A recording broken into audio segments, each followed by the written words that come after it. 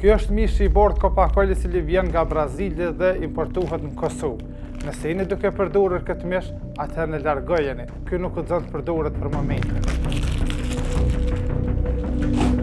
Në mesin e muajit mars në Shqipëri janë evidentuar disa ton mish të bordh nga brendi Coca-Cola, të cilët kanë qenë të kontaminuar me salmonel. Pra ky mish aty është tërhequr nga tregu. Përderisa në Kosovë vazhdon të qarkullojë normalisht në marketet tona. Na tash po shikojna se në Mitrovic a gjendet në rrjetet e marketeve ky mish.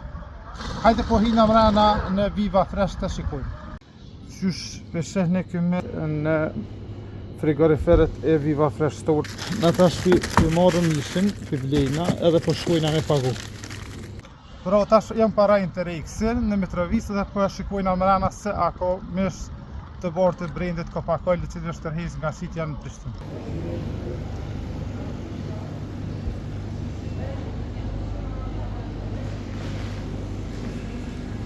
Ska me thonë ma shumë, po të edhe jo që ky mish gjendet edhe në Interex Mitrovic.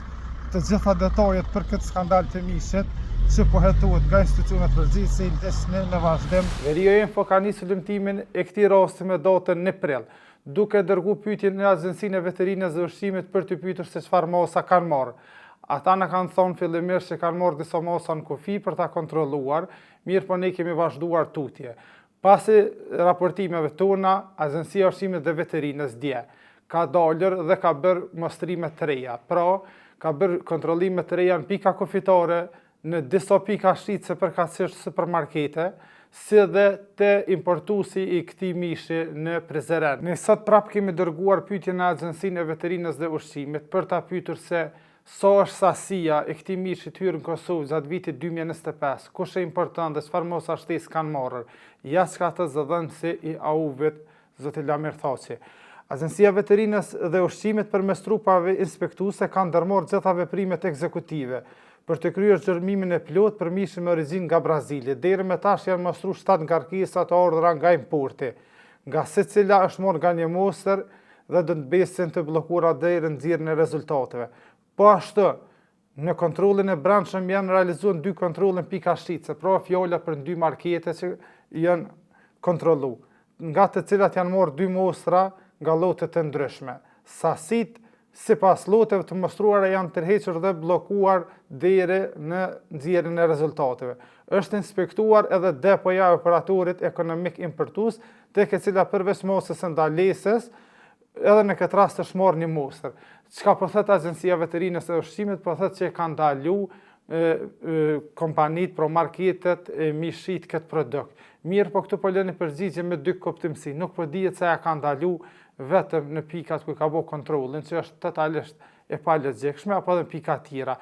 Nëse se po të dhënsori ishëm në Mitrovic, edhe në Viva Fresh Store, edhe në Interex, ku në që të 2 pikat kishte mish Coca-Cola me prejardhje nga Brazili, që në Shqipëri pra është i kontaminuar përderisa në Kosovë, AU-vi po thotë që e kanë ndaluar hudhin e tij në treg në pikat ku i ka kontrolluar.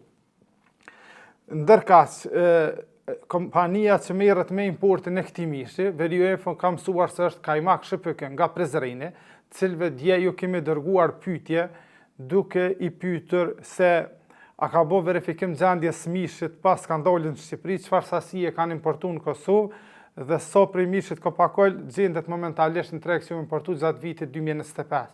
Asnjë përgjigje se kena marrë nga kjo kompani. Mirë, po Verio Info nga burime brenda doganës Kosovës merr vesh se rreth 30 kontinjer me mish të bordh të brendit Coca-Cola kanë hyrë në Kosovë në vitin 2025. Sa prej tij gjendet në treg, mundet me ditë veç kompania Kajmak SHPK që merret me importin e tij, po cilët nuk kanë kthy përgjigje deri në momentin e publikimit të kësaj historie. Po ashtu AU përmes zëdhënësit Lamir Thaçi thotë se të gjitha mostrat që janë marrë pika kufitare dhe kontroll brendshëm janë dërguar në laborator për testim dhe nuk mund t'i japin më afat kur dalin. Pra, derisa kur dalin këtu rezultate prej laboratorit, na i sugjerojna gjithë qytetarët e Kosovës që mos ta përdorin këtë mish, domethënë mishin e bardh të brendit Coca-Cola, pasi që është totalisht i pasigurt.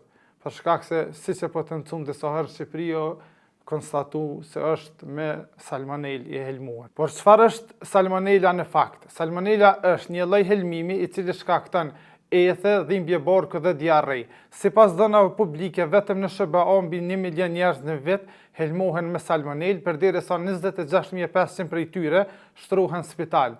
Po ashtu sipas tyre të dhënave publike, rreth 420 persona çdo vit në Shtetet e Bashkuara të Amerikës vdesin nga helmimi me salmonel.